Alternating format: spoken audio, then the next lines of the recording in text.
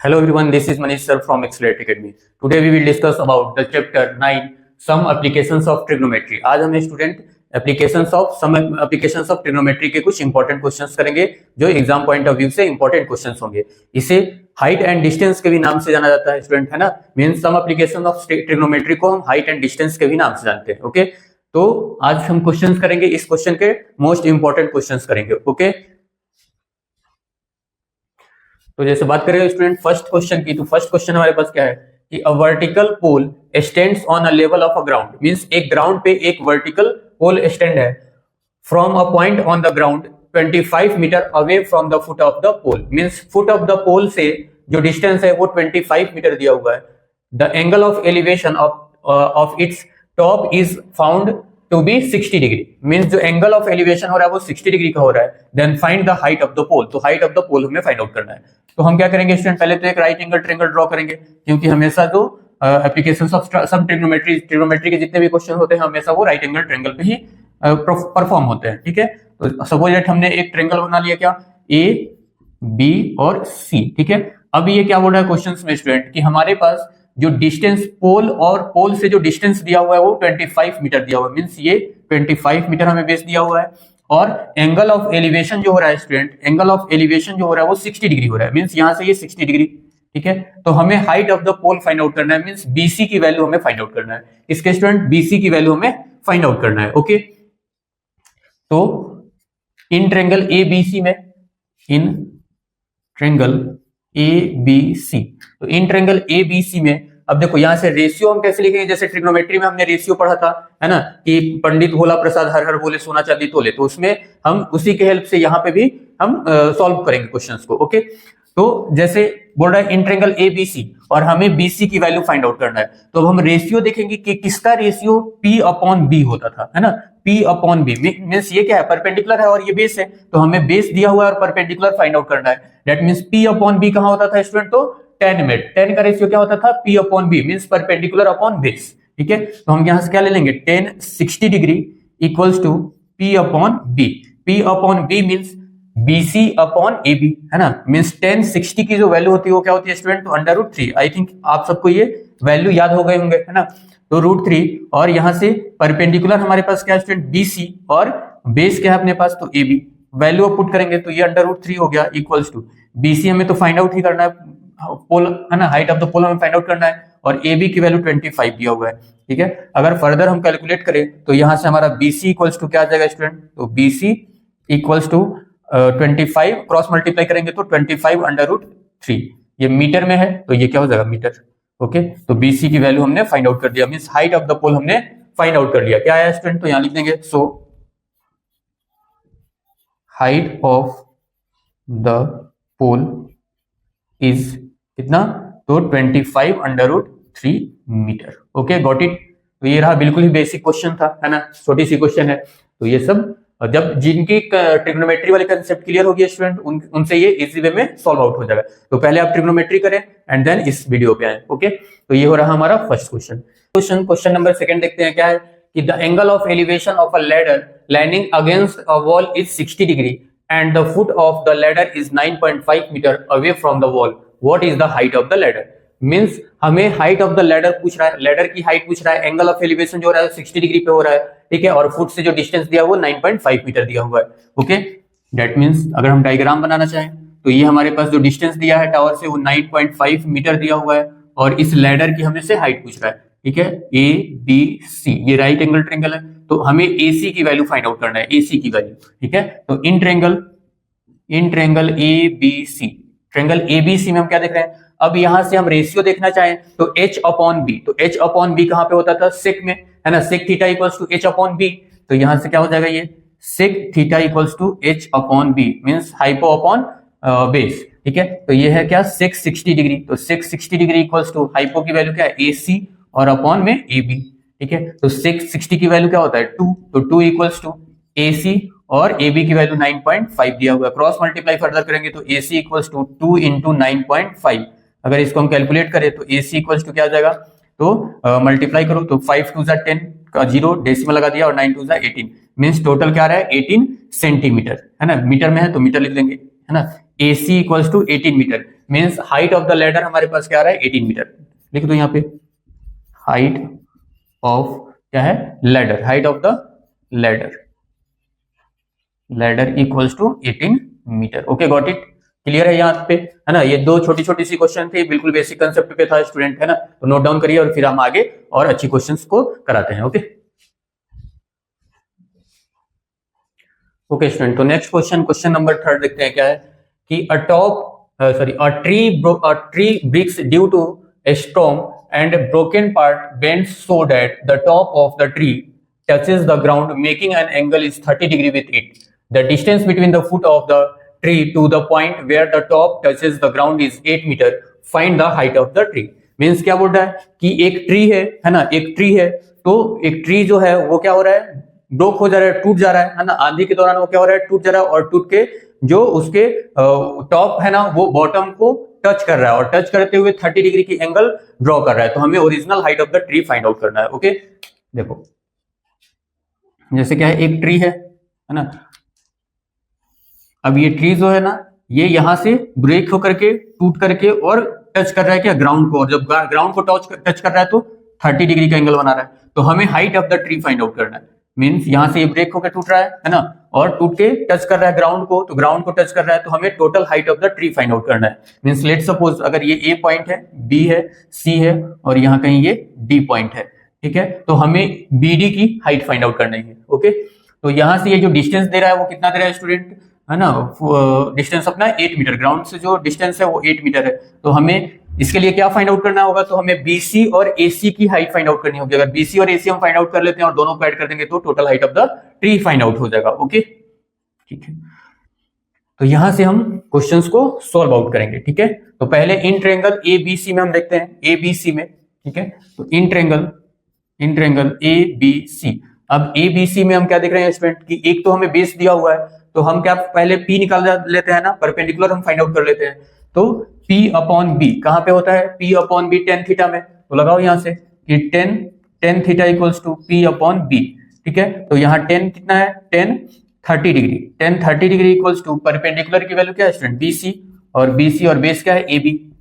तो 30 की वैल्यू होती है 1 अपॉन √3, और BC यहां से, BC हमें तो फाइंड आउट ही करना है, BC अपॉन AB की वैल्यू है 8। क्रॉस मल्टीप्लाई जब हम करेंगे तो ये √3 BC इक्वल्स टू 8 आ जाएगा, means BC equals to 8 upon √3 metre आ जाएगा। ओके, तो ये हमने BC की हाइट फाइंड आउट कर लिया। अब जब BC की हाइट फाइंड आउट कर लिया स्टूडेंट, तो हमें क्या अब AC की हाइट फाइंड आउट करनी होगी। तो AC की हाइट फाइंड आउट करने के लिए हमें क्या फाइंड आउट करना होगा, इसकी तो हमें रेशियो फाइंड आउट करनी होगी। तो यहां से हम क्या कॉस लगा सकते हैं, कॉस थीटा इक्वल्स टू क्या होता है स्टूडेंट, B अपॉन H, है ना। तो फिर से हम क्या करेंगे, इन ट्रायंगल ABC।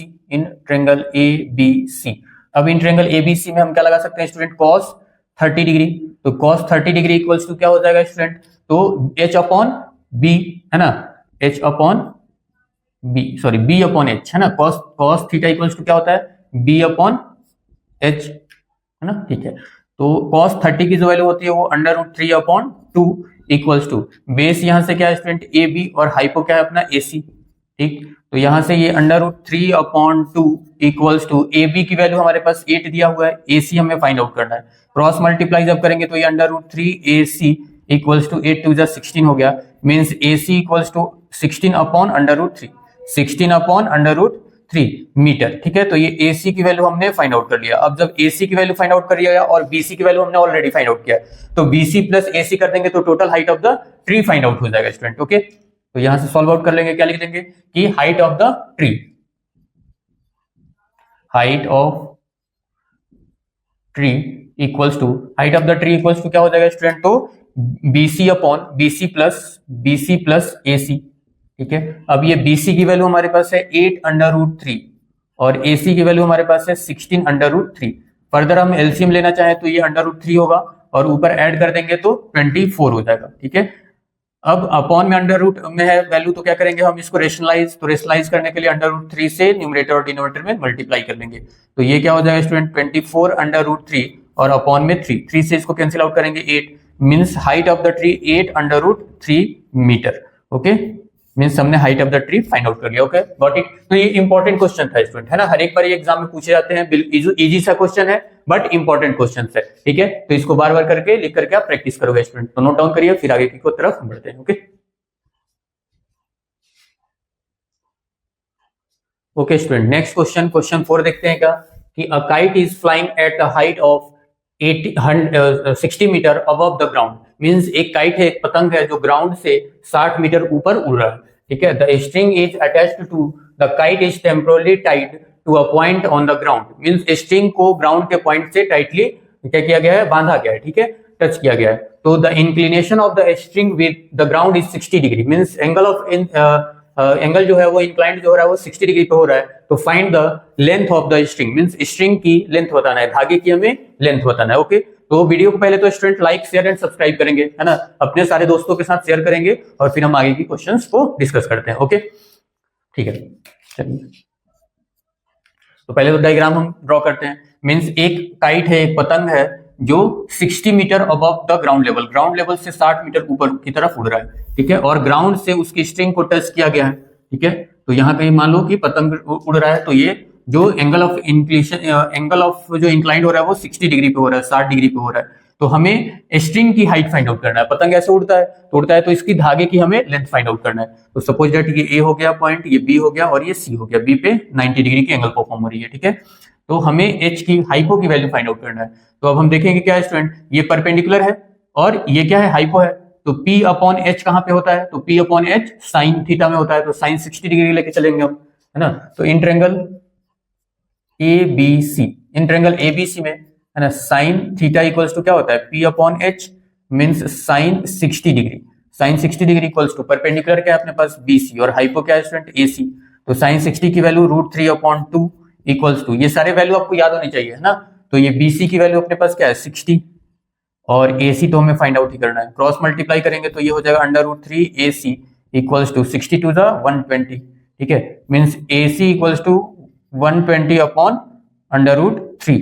अब यहां से हम क्या करेंगे, रेशनलाइज कर लोगे, तो ये क्या है अपने पास AC इक्वल्स टू 120 अपॉन √3। तो यहाँ √3 से मल्टीप्लाई और √3 से डिवाइड, ठीक है।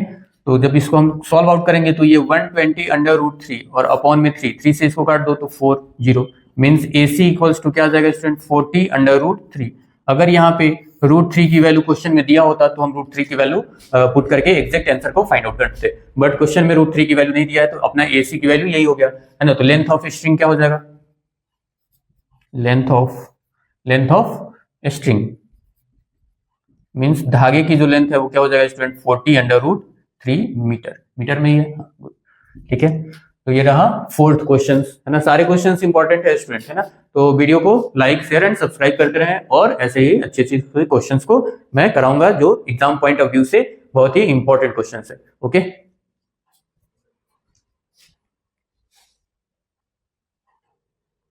Okay student, next question number 5 क्या है, कि 1.5 metre tall boy is standing at some distance from 30 metre tall building.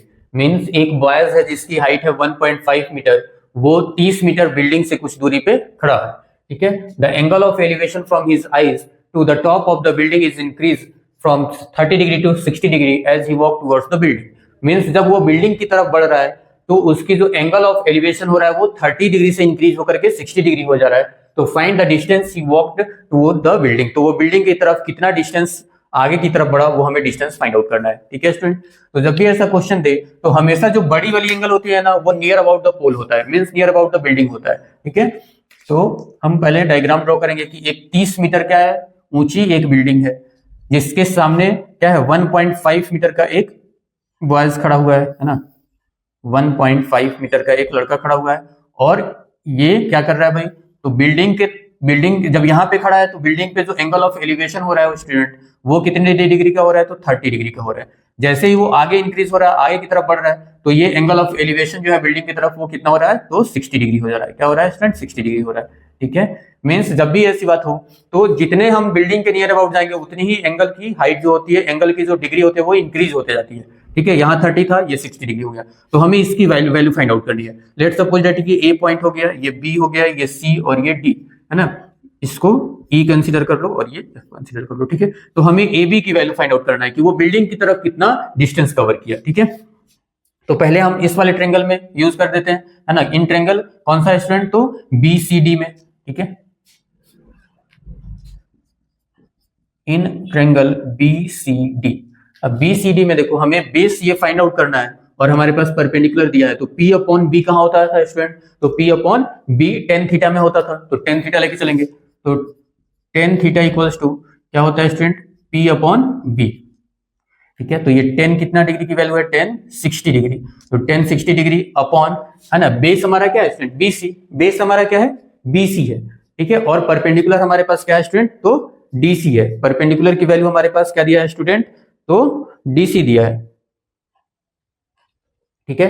तो यहां से अपने पास जो P परपेंडिकुलर है वो क्या है, DC, ठीक है।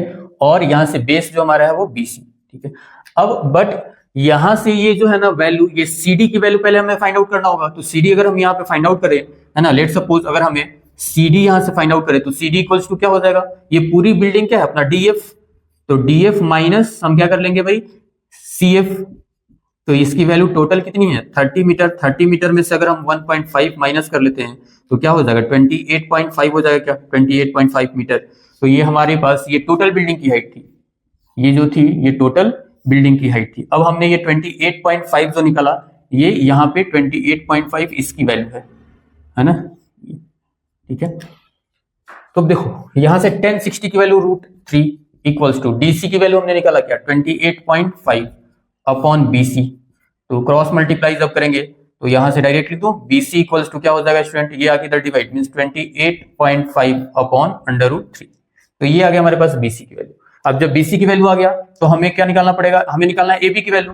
तो अब 30 डिग्री में लेके चलते हैं, है ना, तो यहीं पे मैं लिख देता हूं, है ना, इन ट्रायंगल, अब बड़ी वाली ट्रायंगल में, इन ट्रायंगल ACD में, तो ACD में अब क्या हो जाएगा tan थीटा इक्वल्स टू क्या होता है P अपॉन B, तो यहां से tan कितना है भाई 30 डिग्री, तो tan 30 degree equals to perpendicular क्या है DC और बेस क्या है AC, ठीक है, बेस क्या है AC, तो tan 30 डिग्री की value 1 upon √3 equals to DC की वैल्यू 28.5 और AC की वैल्यू क्या हो जाएगा, अगर इसको लेट सपोज हम x कंसीडर कर लेते हैं AB को, तो ये क्या हो जाएगा, तो AC equals to AB plus BC, means यहाँ लिख देता हूँ AB प्लस BC, ठीक है। ये 1 upon √3 equals to 28.5 upon AB की वैल्यू हमने x कंसीडर किया है प्लस BC की वैल्यू हमने क्या फाइंड आउट किया भाई 28.5 अपॉन √3।